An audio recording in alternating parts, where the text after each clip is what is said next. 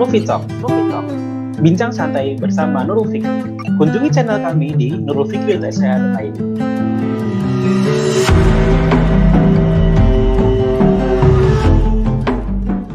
Bismillahirrahmanirrahim. Assalamualaikum warahmatullahi wabarakatuh. Selamat pagi sahabat Nufi. Ketemu lagi dengan saya Davi di acara Kopi Pagi.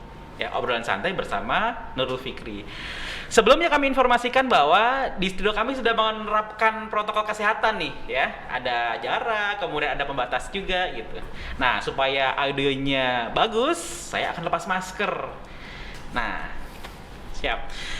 Sahabat Nufi, jangan lupa nih untuk kegiatan podcast kita, siaran podcast kita bisa dinikmatin juga di channel kami di Nufi Podcast dan juga di YouTube Sekolah Islam Terpadu Nurul Fikri.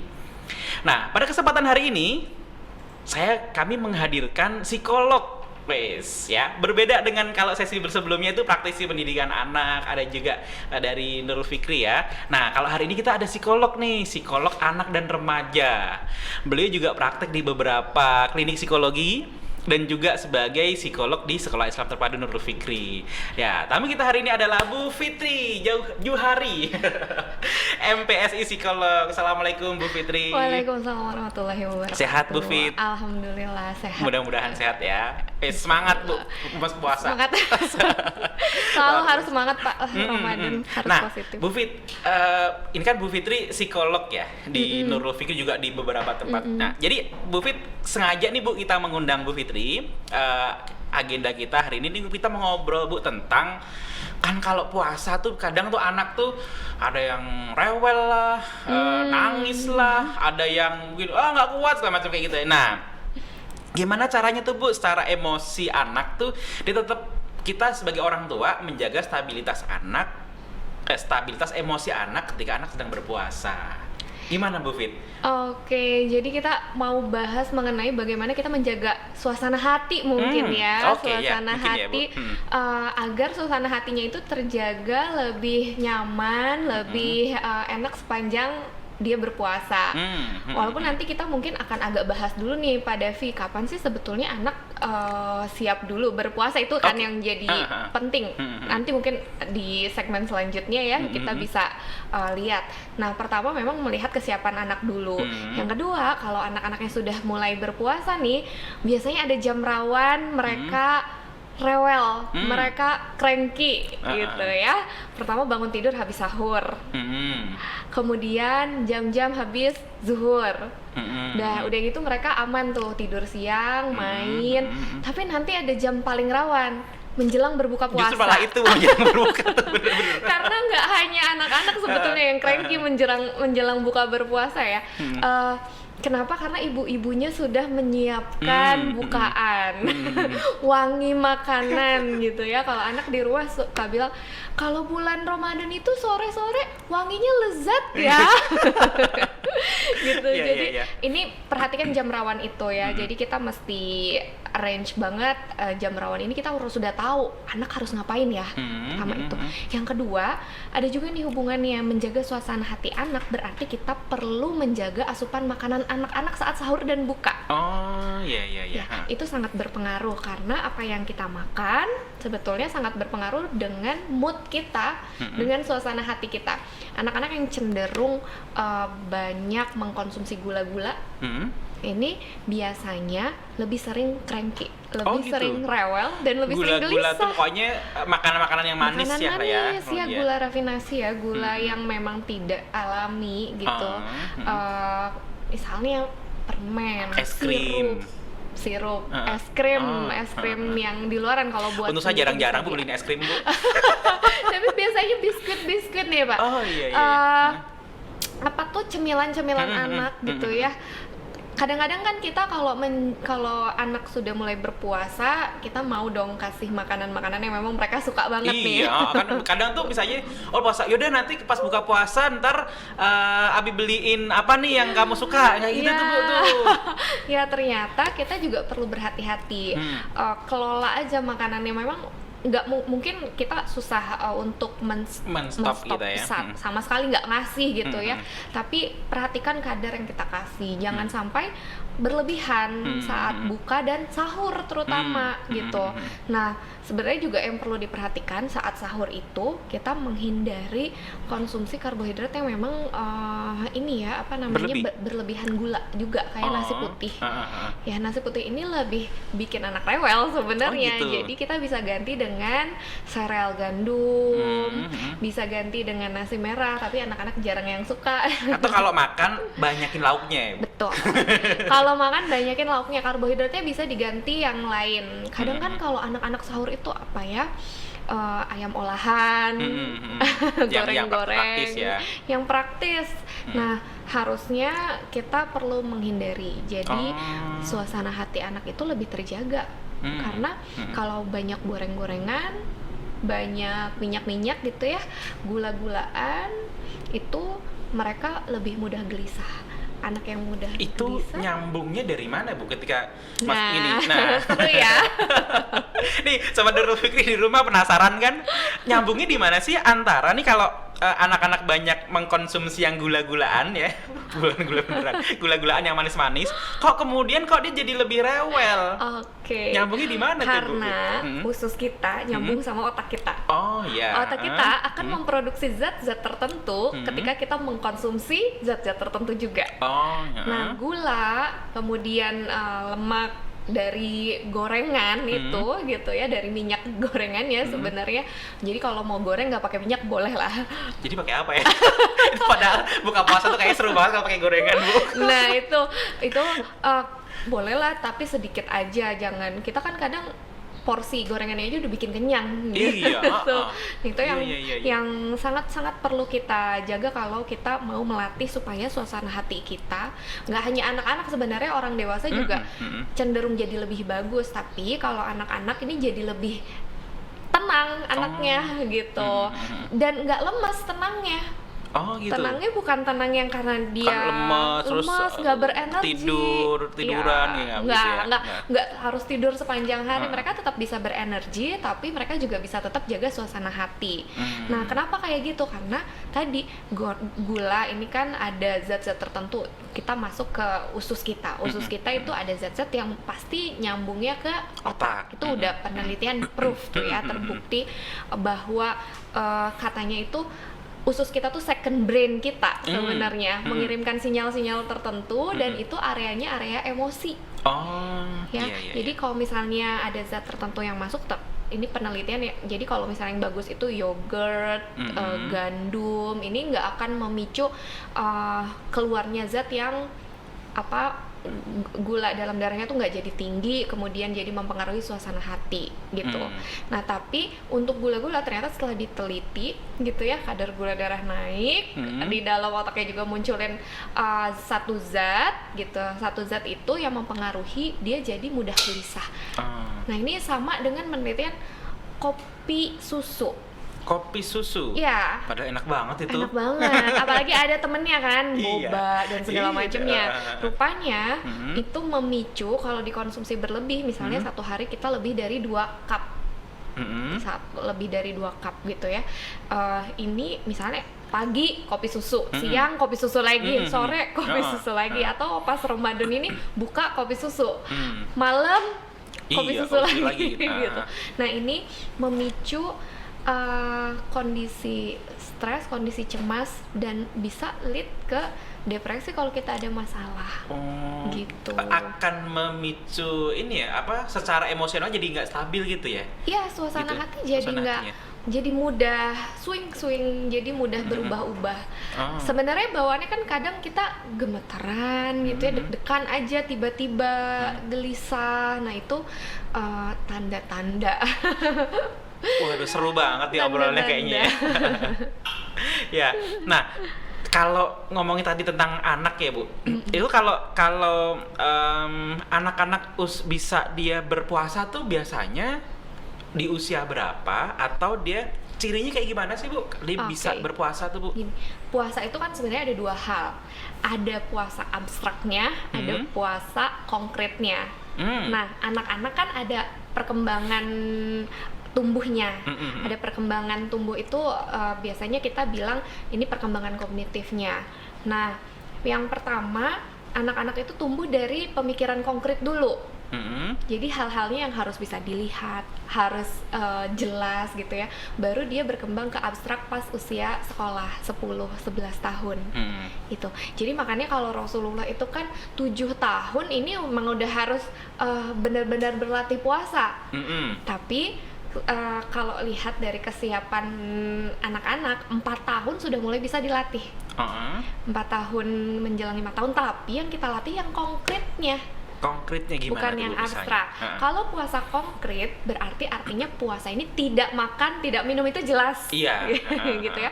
Atau tidak marah-marah. Itu yang konkretnya. Kemudian tarawih. Ibadah yang sifatnya rutin. Pokoknya nih bisa dilihat, bisa dilakukan, bisa dirasakan. Itu bisa dilakukan dan memang jelas gitu apa yang perlu mereka lakukan.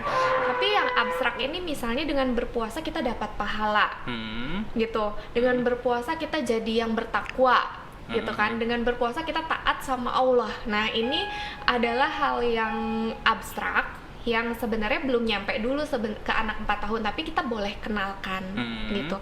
Jadi kalau mau mulai berpuasa dengan anak, pastikan dulu dia siap untuk nahan makan dan minum dulu. Nah, itu tuh yang susah. Itu dari segi kesehatan. Ya, pastikan anaknya dalam kondisi yang sehat, terus kita latih nahan makan minum, lakukan secara bertahap. Kayak kita besok mulai puasa ya gitu kan, memperkenalkan dulu ya ke anak-anak ya. Iya. Besok kita akan mulai puasa, artinya kita tidak makan dan tidak minum gitu ya. Kalau orang yang sudah dewasa tahan nih sampai azan maghrib. Nah, kakak atau adik tahan sampai kapan? Kalau misalnya kita coba dulu sampai jam 10 gimana? Misalnya kita bikin jam boleh. Kalau ada kesepakatan ya dengan anak ya. Jadi kalau kita mau bikin jam, karena kan anak 4 tahun kadang ada yang belum paham mengenai jam, jarum. Kita bikin aja Pak, jam dinding, ini kita blok warna aja. Kalau warnanya masih merah, gitu ya.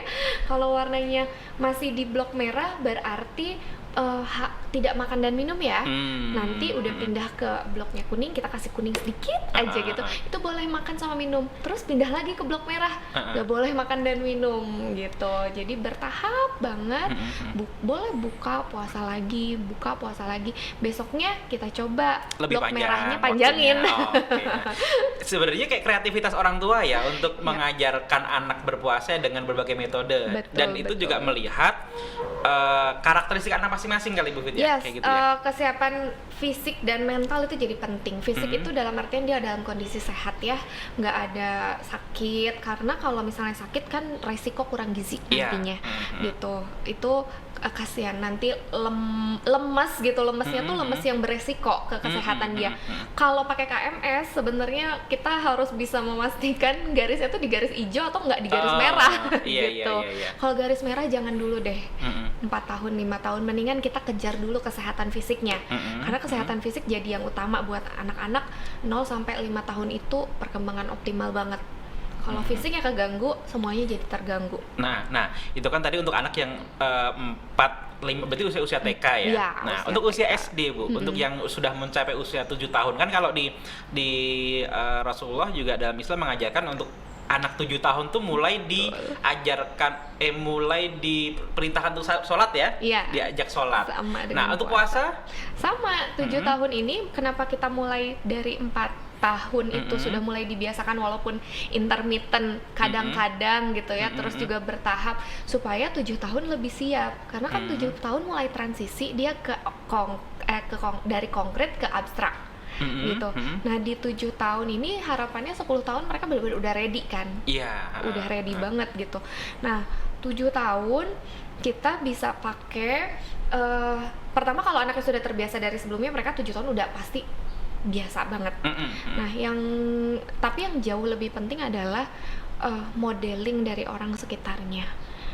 Anak 7 tahun itu termotivasi banget kalau lingkungannya juga teman-temannya melakukan hal yang sama. Keluarganya juga melakukan hal yang sama. Keluarganya, teman-temannya gitu ya. Dan terlihat fun gitu. Jadi meskipun puasa juga yang di rumah itu tidak mencontohkan, meskipun puasa pada tiduran mulu ya, udah nonton TV mulu, nggak gitu. Betul. Jadi nggak seru buat mereka karena kan mereka masih juga. Jadi mereka akan menganggap bahwa puasa tuh nggak seru. Karena dengan puasa tuh lihat Umi puasa aja cuman nonton TV mulu. Tuh kakak puasa tiduran mulu di kamar gitu. Iya, jadi nggak ada semangatnya gitu ya. Jadi memang untuk anak-anak yang SD kita harus kreatif itu menghidupkan suasana Ramadan tuh di rumah benar-benar harus hidup supaya mereka memandang bahwa ini benar-benar bulan yang spesial, bulan yang emang seru banget gitu ya. Puasa juga jadi semangat. Nah, gitu. Keseruan itu yang berarti memang bagaimana kita menunjukkan ke anak-anak, menciptakan suasana bahwa puasa tuh seru loh, puasa tuh menyenangkan. Itu kayaknya tantangan banget tuh bagi orang tua ya, apalagi yang baru belajar. Kuncinya perencanaan, Kak Davi. Oke, perencanaan. Iya. Berarti sebelum masuk bulan Ramadan ini seharusnya para orang tua sudah merencanakan. Nanti kalau masuk bulan Ramadan saya mau ngapain, kemudian anak itu aktivitas anak mau apa gitu ya. Terutama di jam kritis kita mau alternatifnya apa. Kalau kita bekerja misalnya di jam-jam tertentu kita siapin apa buat anak gitu. Seringkali gini, oke, ini kan udah lewat, udah masuk bulan Ramadan nih, gimana dong udah kelewat untuk rencanain. Gak apa-apa, kita mulai hari ini aja untuk seminggu ke depan misalnya gitu ya, kan kita udah tahu aktivitas apa segala macem. Yang seru misalnya pasang lampu-lampu di rumah, lampu-lampu hias, menghias rumah lah ya, atau menghias rumah gitu ya. Ikut sertakan anak dalam kegiatan-kegiatan di lingkungan, biasanya ada lomba-lomba. Nah, terus juga kita harus tahu sih timeline dan kebiasaan anak dari pagi sampai sore itu gimana biasanya. Terus kita brief ke anak nih, besok jam 4 kamu boleh main ini ya, atau bantu Umi nyiapin bukaan, kita anterin takjil ke masjid, bagi takjil ke tetangga gitu, itu boleh banget. Tapi memang kalau nggak disiapin kitanya jadi bingung sendiri kan. Jadi memang merancang aktivitas mungkin variatif juga, ya kreatif juga gitu, sehingga nih anak nggak bosen. Hari ini begini, besok begini, besok lagi bosan juga ya, apalagi anak-anak ya. Nah, apalagi Bu kalau kejadian gini Bu, ini anak SD yang mungkin kelas 1 punya kakak perempuan, kakaknya nggak puasa Bu, nggak puasa. Itu ada sesuatu Bu, gimana tuh kayak gitu Bu? Ini challenge ya untuk menjelaskan pada anaknya bilang gini, lah itu kakak nggak puasa, aku juga nggak puasa juga ya gitu. Nah, berarti kan anak perempuannya sudah balik. Ya, balik kan balik. Dibarengi harus dengan akil. Akil itu berarti kan matang akal ya. Berarti kakak harus dilatih untuk lebih bertanggung jawab ketika dia tidak berpuasa. Dia juga perlu menghormati orang lain yang berpuasa. Caranya gimana? Ya kalau anak SD itu kan gampang tergugah seleranya. Kalau ngelihat orang makan, dia pengen ikut makan. Atau gini Pak Davi, yang nggak cuman kakaknya, punya adik kecil. Iya gitu. bener. Lupa naruh snack adiknya gitu kan, naruh di meja abis snack time. Udah pusing banget. Atau anak ini sebenarnya pengen puasa terus melihat snack lupa, dia makan gitu kan, bisa aja itu bikin sedih banget. Nah, hal-hal yang kayak gini memang yang perlu kita gercep gitu ya, sigap untuk memang tidak men-setting tidak ada makanan dulu, terus menyiapkan kakak adiknya kalau misalnya makan itu ada tempatnya khusus deh selama bulan Ramadan gitu, jadi nggak terlihat. Walaupun memang bisa disampaikan kok ke usia 7 tahun bahwa ada kondisi-kondisi tertentu ibu sama kakak nggak bisa puasa gitu. Tapi bukan berarti makan di hadapan adik. Itu. Cuman karena tahu bahwa nggak puasa itu tuh yang kadang tuh jadi itu kakak nggak puasa, enak dong kakak nggak puasa gitu. Iya itu bisa diajak diskusi sih Pak. Yang penting kalau sebenarnya kalau bentuknya narasi cerita, anak tuh nggak mudah tempting, nggak mudah tergoda gitu kan. Kakak nggak puasa ya? Iya nggak puasa. Ya jangan juga sombong pamer-pamer gitu. Lihat nih kakak nggak puasa, enak loh. Nah ini yang perlu difahamkan kepada kakak-kakaknya. Kalau adik yang lebih kecil itu sangat bisa kita kondisikan, sangat bisa orang tua kondisikan gitu. Nah menarik sekali nih sahabat Nurul Fikri, obrolan kita tentang menjaga stabilitas stabilitas emosi anak saat berpuasa. Ya, jangan lupa nanti tonton di YouTube SIT Nurul Fikri dan juga bisa dinikmati di Spotify. Nah, Bu Fitri, ini kan tadi kita sudah ngomongin tentang stabilitas emosi anak ya saat untuk berpuasa. Ada tips nggak, Bu? Ada tipsnya nggak untuk menjaga stabilitas anak nih supaya ya tadi, selain memang buat orang tua juga, orang tua tuh butuh tips banget deh Bu sebenarnya. Kayaknya yang sebelum kita ngasih tips ke anak nih tentang anak, perlu Bu tips untuk orang tua supaya orang tuanya dulu yang kejaga. Jadi tips untuk orang tua supaya nih orang tua bisa menjaga stabilitas anak saat berpuasa. Selain memang nanti Bu Fitri bisa ngasih tips juga untuk anaknya. Gitu mana Bu? Kalau buat kita orang dewasa, sebenarnya keyakinan bahwa bulan Ramadan ini adalah bulan penuh keberkahan itu jadi yang paling utama, sehingga kita akan berusaha yang terbaik dong, termasuk menjaga suasana hati kita. Ya, yang pertama usahanya apa? Menjaga asupan makanan itu udah paling konkret ya, yang sangat bisa dilakukan itu gampang. Menjaga asupan makanan itu. Kemudian yang kedua, banyak minum air putih di malam hari. 8 gelas lah, jangan sampai kurang ya. 18. Kenapa? Dehidrasi bisa bikin kita cranky gitu. Dehidrasi tuh bikin kita rewel banget, apalagi anak-anak gitu. Jadi anak-anak juga dilatih. Anak-anak lihat ibunya minum, lihat ayahnya minum, orang dewasa sekitarnya minum, itu bisa. Yang ketiga, kenali perasaan kita. Gitu. Gimana tuh Bu? Misalnya gini, kalau kita lagi mulai nggak enak, kalau kita mulai mau marah, jangan kenal pas marahnya, tapi kenali, sadari saat perasaan mau marah itu muncul. Ciri-ciri sebelum marahnya. Ya, jadi jangan pas marah kita baru sadar, oh ini udah kelepasan. Itu udah kelepasan, udah ini baru. Gitu. Oh ya, saya lagi marah gitu. Iya, sekarang Pak Davi sebenarnya gini, manusia itu dikasih warning sign sama Allah gitu ya, sebelum akhirnya beneran meledak marah. Aku kesel nih, aku marah nih gitu ya. Itu ada stage-stage-nya. Misalnya rasanya tuh di dada agak sesak, tapi seringkali kita skip ngerasain itu, maunya cepetan keluar aja marah gitu ya. Padahal ada tanda-tanda di tubuh yang bisa kita rasain. Nah itu sadari dulu itu gitu ya. Kemudian yang ketiganya itu mengelola rasa marah itu sendiri. Marah itu kalau kita kasih jeda dari mau marah, dari mulai timbul ciri tadi ke reaksi marahnya, itu dia reaksi marahnya nggak akan sebesar ketika nggak ekstrim, nggak akan sebesar ketika kita nggak kasih jeda. Gitu. Makanya itu juga kalau Rasulullah mengajarkan kalau marah, kalau dalam kondisi berdiri duduk. Itu kan sudah jadi jeda ya? Iya. Jadi jeda ya. Diri duduk berbaring. Kalau berbaring masih juga gelisah, ambil wudu. Karena wudu dan sholat gitu, itu kan terkoneksi sama energi yang lebih besar. Secara nggak langsung tuh jeda banget tuh Bu. Jedanya banyak. Bener. Gitu. Nah, yang paling gampang kalau kita nggak inget, kadang suka nggak inget pesan Rasulullah gitu, yang paling gampang tarik nafas aja dulu. Tarik nafas.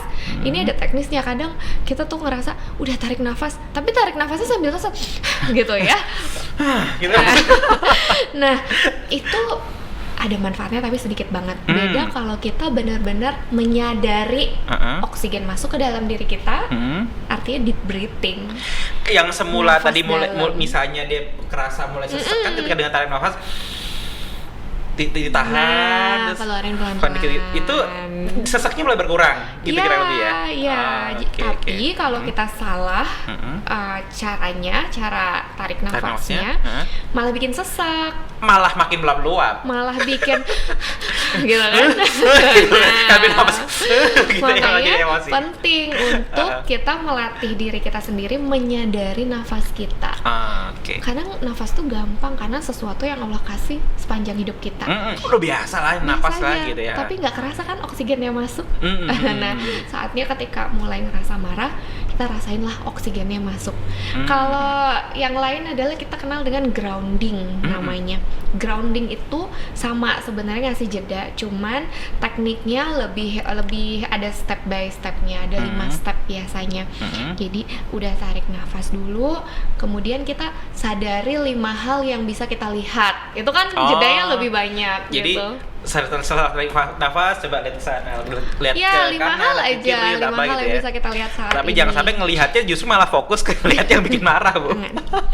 Jangan 4 hal yang bisa kita dengar gitu ya kalau udah mulai sangat tidak enak gitu. Nah itu ternyata itu bisa dilatihkan ke anak-anak ya. Dan sebenarnya sebelum melatihkan, ketika anak kita melihat cara kita ketika mengelola rasa marah, rasa tidak nyaman dengan cara seperti itu, anak-anak juga akan ngikut gitu. Karena children see, children do, ya. Pokoknya yang dia lihat ya itu akan dia kerjakan. Betul. Dan itu kayak magic ya sebenarnya. Kita nggak pernah ngajarin kok anak kita bisa seperti itu gitu. Kita nggak pernah ngajarin dia teriak-teriak, tapi kok dia teriak-teriak karena ngelihat emaknya.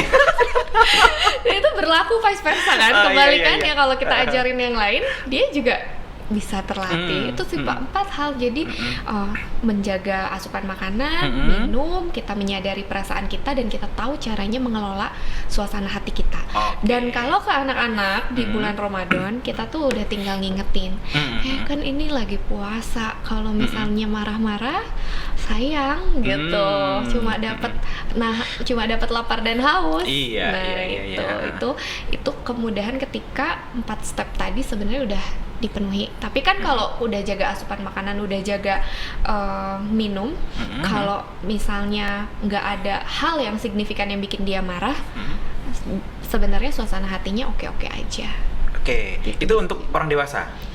Atau ya, anak-anak itu juga sama? Tadi anak-anak ditambahinnya itu aja sih sebenarnya. Anak-anak sama, jadi kita ajarin untuk kita yang jaga kan, menu sahur, menu buka, ngingetin untuk minum gitu ya. Kemudian yang ketiganya ajarin anak untuk menyadari. Nah itu yang tadi saya mau nanya, Bu.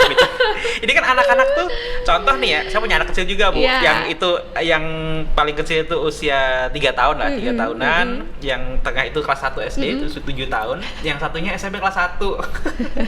Jaraknya mah lumayan. Nah, untuk bisa, terkadang tuh kan anak-anak tuh ketika dia marah atau dia kesel, emosinya mulai nggak stabil itu ya tetap marah aja gitu. Nah, caranya gimana, Bu, untuk kita bisa untuk tahu? kenal ya? Iya, untuk kita bisa kenal nih, dia mulai pakai termometer emosi, Pak.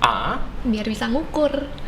Termometer emosi biasanya stage-nya adalah kita tempel aja lah termometer di tembok gitu ya.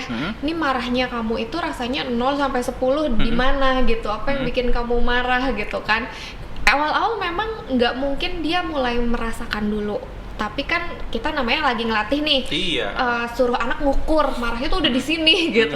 Nah kita, kalau misalnya besok marah di sini udah harus ngomong ya sama Abi sama Umi gitu, kasih tahu ya, gitu, atau gambarin aja lah di sini, kasih tahu, dicontreng, dikasih post-it atau apapun caranya gitu. Jadi kita mengajarkan ke anak untuk mengukur tingkat dia itu emosi banget kah? Atau cuman yang biasa aja? Atau yang emosi malah dibuat-buat? Misalnya, ya, jadi anak diminta untuk menyadari ya emosinya tuh di level yang mana. Anak udah bisa ya, Bu, kayak gitu ya? Udah 4 tahun, 5 tahun udah bisa. Kalau memang dilatih terus-menerus. Bahkan anak 4 tahun sudah tidak perlu lagi pakai visual, tinggal kita tanya, marah ya? Iya, kerasanya di mana, Mak? Iya, ini udah mulai mau marah gitu ya. Kakak udah mau marah, tapi belum sampai meledak kepalanya, misalnya gitu. Anak saya 4 tahun udah mulai bisa gitu. Gitu, iya. Dadanya udah mau marah gitu. Kalau mau marah harus ngapain? Tiup balon. Tiup balon tuh maksudnya adalah tarik nafas seperti tiup balon. Ambil nafasnya banyak-banyak. Tahan, hubungin itu ya, buang. Gitu kan. Balonnya besar-besar. Udah lebih tenang, masih marah, masih sedikit. Ya udah, kasih waktu dia untuk rilis aja. Jadi itu ternyata rahasianya sahabat Nurul Fikri ya. Jadi Bu Fitri sudah nggak kerasa nih, kita sudah mau habis waktunya. Bu Fitri seru banget pada obrolannya ya. Ini tadi kayaknya baru pembukaan ya. Kayaknya baru pembukaan ya. Kita tadi sudah ngobrolin tentang menjaga stabilitas anak ketika berpuasa, stabilitas emosi. Kemudian kita sudah ngomongin tentang tipsnya. Nah, tinggal prakteknya nanti. Tinggal prakteknya ya. Bu Fit, ada closing statement mungkin Bu Fit? Iya, berurusan dengan emosi anak ini juga challenge tertentu ya, challenge tersendiri buat orang tua. Tapi yang paling penting menghadapi anak itu memang contoh modeling dari kita sebagai orang tua. Kalau anak kita mau punya pengelolaan emosi yang baik, maka kita juga perlu berusaha untuk mengelola emosi kita dengan baik. Mulai dari diri kita ya. Terima kasih banyak Bu Fitri sharing-sharingnya hari ini. Ini obrolan yang luar biasa, keren banget ya. Mudah-mudahan bermanfaat buat saya pribadi, buat teman-teman semuanya di rumah, buat sahabat Nurul Fikri. Dan jangan lupa sahabat Nurul Fikri, patengin terus nih YouTube-nya SIT Nurul Fikri dan juga di Spotify Nurul Fikri. Nah, sahabat Nurul Fikri, ini sudah berakhir tayangan sesi ini. Nanti mungkin kita akan juga ketemu dengan Bu Fitri dengan sesi-sesi yang menarik lainnya Bu Fit ya. Dengan obrolan-obrolan yang menarik lainnya. Kalau tadi hari ini tentang stabilitas emosi anak saat berpuasa, nanti mungkin akan ada obrolan-obrolan lain terutama untuk anak-anak dan remaja. Karena Bu Fitri spesialisasinya memang tentang anak dan remaja ya Bu Fit ya. Ya. Begitu sahabat Nurul Fikri, insyaallah untuk sesi hari ini kita cukupkan. Sampai ketemu lagi di lain waktu, lain kesempatan. Mohon maaf jika ada yang kurang berkenan ya. Jangan lupa kunjungi website kami di nurulfikri.sh.id dan juga kunjungi YouTube channel SIT Nurul Fikri. Terima kasih, saya Davi. Mohon maaf atas segala kekurangan. Wassalamualaikum warahmatullahi wabarakatuh.